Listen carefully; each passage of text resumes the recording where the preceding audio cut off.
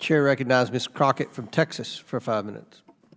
Thank you, Mr. Chair. And before I begin, let me first just say thank you so much. I sit on the Ag Committee, so you were like feeding my soul as you were talking about the struggles of our farmers, because I've been listening to my farmers talk about the droughts, and I am from the state of Texas where we are enduring droughts, floods, as well as freezes.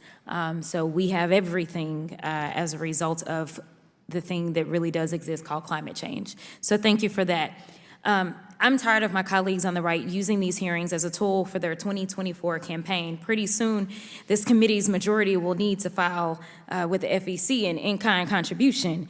Instead of talking about how Speaker McCarthy's manufactured crisis on the debt ceiling has led to declines in the stock market, instead of talking about how investors are scared about whether U.S. will pay its bills, today we're talking about their fear of what my colleagues call radical wokeism.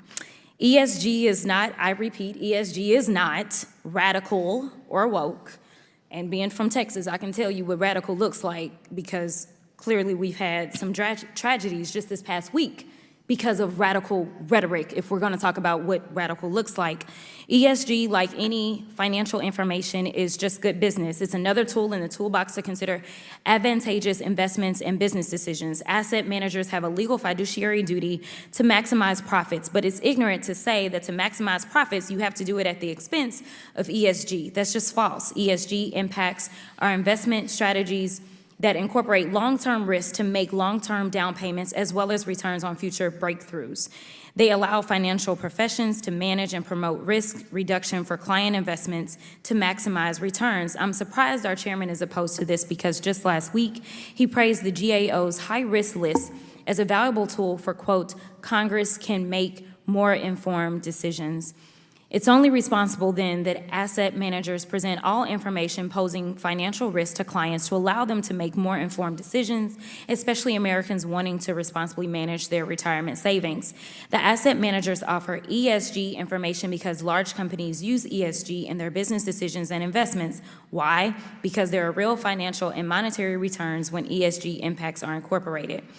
Attorney General Marshall, yes or no, ESG risks have monetary value that impact financial benefits and corporate opportunities? I disagree with all of ESG criteria.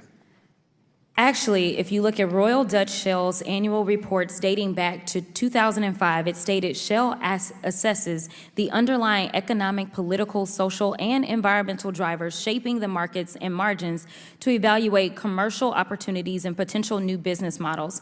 It has done so in almost every report. If we look back at examples from 2010 and 2022, even Fox News, who my colleagues love, a publicly traded company, in its 2022 annual financial report noted that environmental, including climate, social, and governance matters have costs that pose material adverse effects on its business, financial conditions, and operations. By Republican standards, then, Fox and Shell are advancing radical woke propaganda. I don't see efforts to cancel them or call them out. As Attorney General Marshall said in his written testimony, global elites using ESG, a woke economic strategy to hijack our capitalist system. But I digress. Attorney General Marshall, will you file lawsuits against Fox for breaching its fiduciary duties, or is it just the investment advisors publicly providing information on ESG that you want to target? Fox doesn't have a fiduciary duty to the citizens of my state.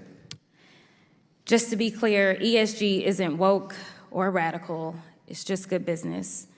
Don't take my word for it. A New York University economic study examined over 1,000 reports reviewing the relationship between ESG and financial performance. It overwhelmingly found a positive relation between ESG and financial performance for returns on assets, returns on equity, or stock prices.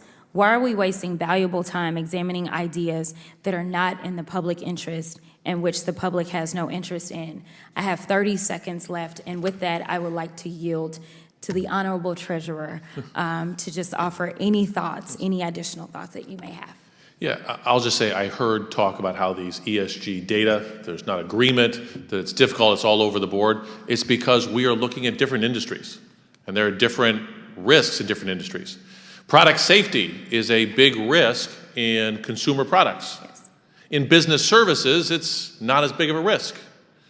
Climate change is a big issue for property insurance, but not so large in supplemental insurance. Absolutely. I'll repeat that investing is hard. You have to consider different industries. You have to consider a lot of different factors. A lot of people would like to just outsource that. Maybe they don't like their choices, but we take this very seriously.